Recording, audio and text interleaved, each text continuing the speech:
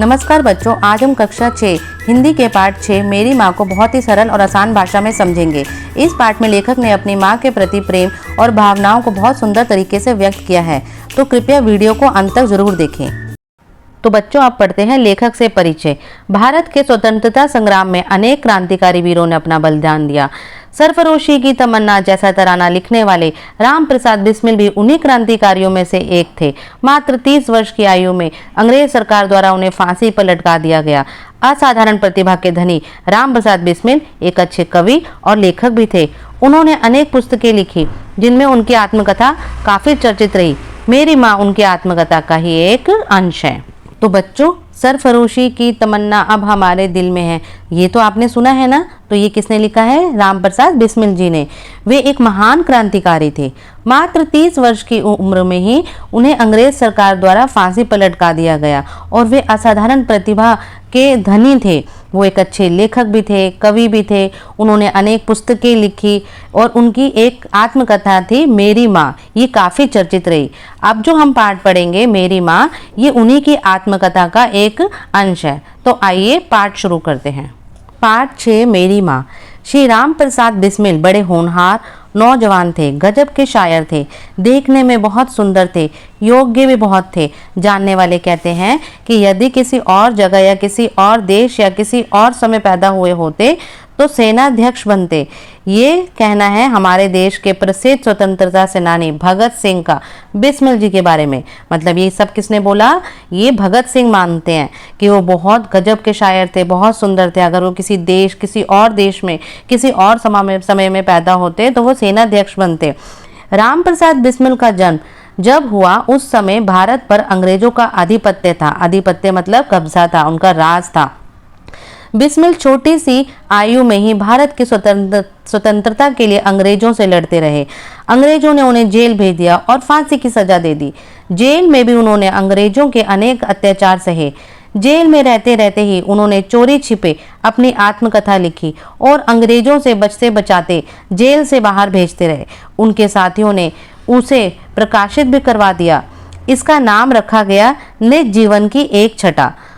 तो बच्चों, जेल में रह के भी बिस्मिल जी ने अनेक आत्मकथाएं लिखी, अपनी अनेक किताबें लिखी और उनके साथियों ने उन्हें चुपके चुपकाते जेल से बाहर प्रकाशित भी करवाया। जब अंग्रेजों को इस पुस्तक के बारे में पता चला तो अंग्रेजों के होश उड़ गए। लोगों में अंग्रेजों के विरुद्ध क्रोध और भी बढ़ गया। इस तरह इस आत्मकथा के कारण अंग्रेज बिस्मिल को फांसी देने के बाद भी उन्हें हरा ना सके। इस आत्मकथा के माध्यम से आज भी बिस्मिल हमारे मस्तिष्क में जीवित है। आज भी ये आत्मकथा लोगों को प्रेरित करती है। क्या आप भी उनकी आत्मकथा पढ़ना चाहते हैं? क्या कहा? हाँ। तो यहाँ प्रस्तुत है उसी आत्मकथा का एक अंश। तो उस आत्मकथा का क्या नाम है बच्चों? मेरी माँ। लखनऊ कांग्रेस में जाने की मेरी बड़ी इच्छा थी। तो ये आत्मकथा है। तो ये कौन बोल रहे हैं? ये बोल रहे हैं बिस्मिल जी। दादी जी और पिताजी तो विरोध करते थे, किंतु माताजी मुझे खर्च दे ही दिया करती थी। उसी समय शाहजहांपुर में सेवा समिति का आरंभ हुआ। मैं बड़े उत्साह के साथ सेवा समिति में सहयोग देता था, लेकिन उनके पिताजी और दादाजी मेरे इस प्रकार के कार्य अच्छे नहीं लगते थे। मतलब उनके पिताजी और दादाजी को उनके इस प्रकार के कार्य अच्छे नहीं लगते थे, किंतु माताजी मेरा उत्साह भंग न होने देती, जिसके कारण उन्हें अक्सर पिताजी की डांट फटकार और दंड सहन करना पड़ता था। वास्तव में मेरी माताजी देवी थी।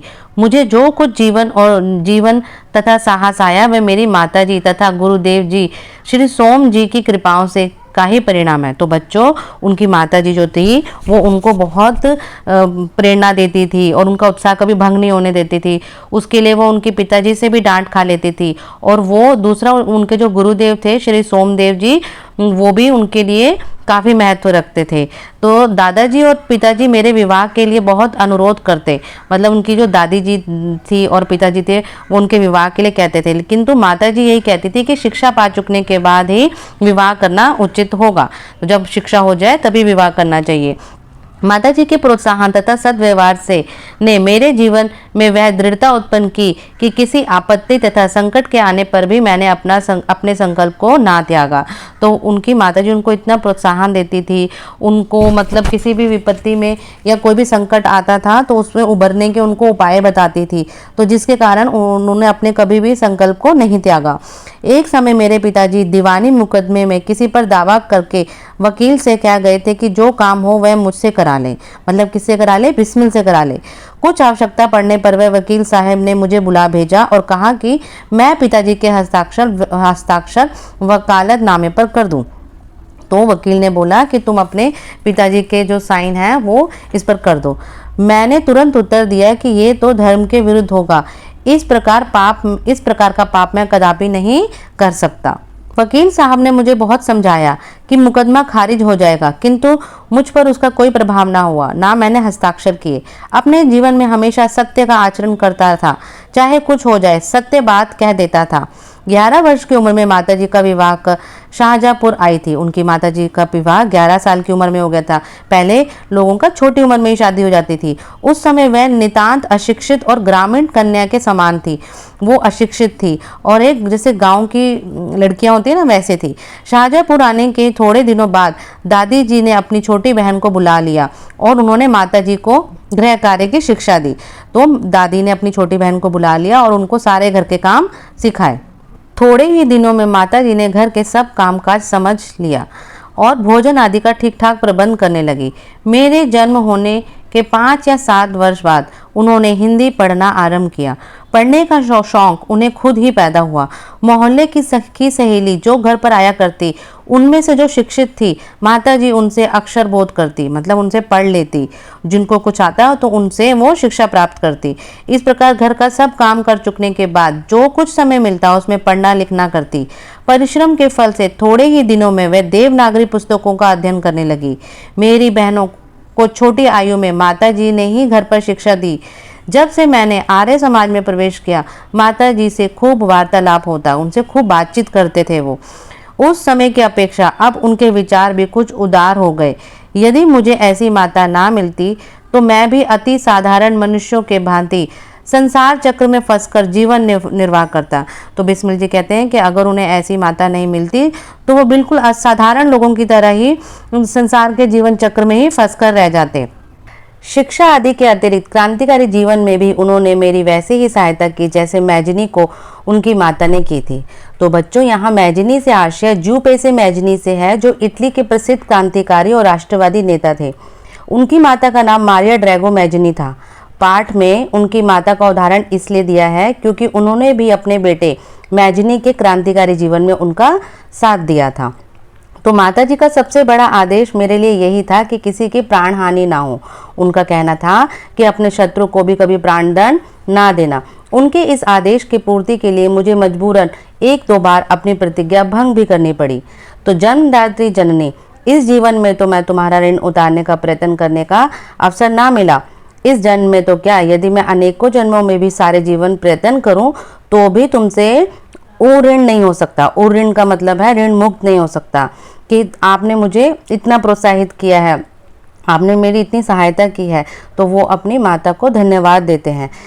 जिस प्रेम तथा दृढ़ता के साथ तुमने इस तुच्छ जीवन का सुधार किया है वह अवर्णनीय, मैं उसका वर्णन नहीं कर सकता। मुझे जीवन की प्रत्येक घटना का स्मरण है कि तुमने जिस प्रकार अपनी देववाणी का उपदेश करके देकर मुझे मेरा सुधार किया। बिस्मिल जी कहते हैं, तुम्हारी दया से ही मैं देश सेवा में संलग्न हो सका। धार्मिक जीवन में भी तुम्हारे ही प्रोत्साहन ने सहायता दी। जो कुछ शिक्षा में मैंने ग्रहण किया उसका भी श्रेय तुम्ही को है। जिस मनोहर रूप से तुम मुझे उपदेश दिया करती थी उसका स्मरण कर तुम्हारी मंगलमयी मूर्ति का ध्यान आ जाता है और मेरा मस्तक झुक जाता है। यदि तुम मुझे ताड़ना भी देनी हो, तुम्हें मुझे ताड़ना भी देनी हो तो बड़े स्नेह से हर बात को समझा दिया करती थी। यदि मैंने धृष्टतापूर्ण उत्तर दिया तब तुम मुझे प्रेम भरे शब्दों में यही कहा करती थी कि तुम्हें जो अच्छा लगे वह करो, किंतु ऐसा करना ठीक नहीं, इसका परिणाम अच्छा ना होगा। जीवनदात्री, तुमने इस शरीर को जन्म देकर केवल पालन पोषण ही नहीं किया बल्कि आध्यात्मिक, धार्मिक तथा सामाजिक उन्नति में तुम ही मेरी सदैव सहायक रही। जन्म जन्मांतर परमात्मा ऐसी ही माता दे। तो बिस्मिल जी ये कामना करते हैं कि हर जन्म में उन्हें ऐसी ही माता मिले। महान से महान संकट में भी तुमने मुझे अधीर नहीं होने दिया, सदैव अपने प्रेम भरी वाणी को सुनाते हुए मुझे सांत्वना देती रही। तुम्हारी दया की छाया में मैंने अपने जीवन भर में कोई कष्ट अनुभव नहीं किया। इस संसार में मेरी किसी भी भोग विलास तथा ऐश्वर्य की इच्छा नहीं है, केवल एक इच्छा है, वह ये है कि एक बार श्रद्धा पूर्वक तुम्हारे चरणों की सेवा करके अपने जीवन को सफल बना लेता, किंतु ये इच्छा पूर्ण होती नहीं दिखाई देती और तुम्हें मेरी मृत्यु की दुख भरी खबर सुनाई जाएगी।